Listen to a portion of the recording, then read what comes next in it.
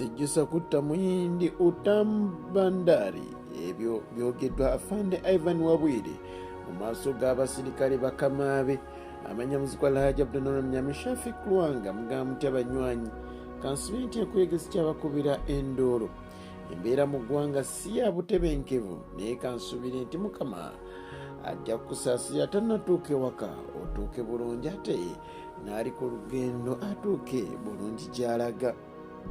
Omukuumaddembe Ivan Wabwire poliisi gwerumiriza okubeera n'ekikyamu ku mutwe avuddeyo olwaleero n'abuulira bakamaabe nga bw'atajja kwetunda kukuba eyali akulira kampuni empozi y'essiringi emanyiddwa nga TFS Financial Services Utambandari nti teyejjusa mutwala zira kumwa ewatadda bakyaze.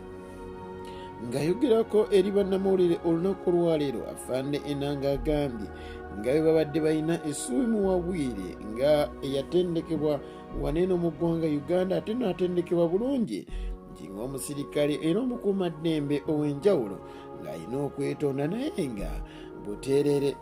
Bino Enanga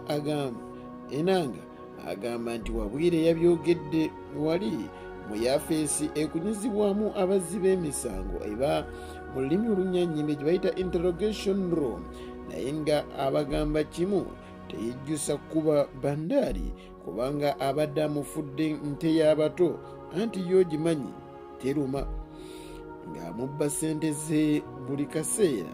Era amugamba nti waliyo zino enkyamugamba ate ziri ze zikubanjibwa. Enanga agamba Wabwire agenda mu kkooti asobole okuba nga awera ennemba n'ogw'obutemu. Jjukira nti sabbiiti gye tukuba emabega Wabwire yakuba bandaari wali ku Raja Chambers awali Parliamentary Avenue Kinyana Mpindi n'awali olukiiko olukulu olw'eggwanga oba setteeserezo y'eggwanga emanyiddwa nga Parliament oluvannyuma lw'obutakkaanya wakati wa bombiriri ku nsimbi obukadde 2,13 eza Uganda. Nga wayise olunaku lumu lwokka omwogezi wa poliisi owa Kampala n'emmiriraano Afande Patrick Onyango yavaayo n'atangaaza eggwanga ku mbeera ya Wabwire nga bw'alina ekiwuka eky'eddalu.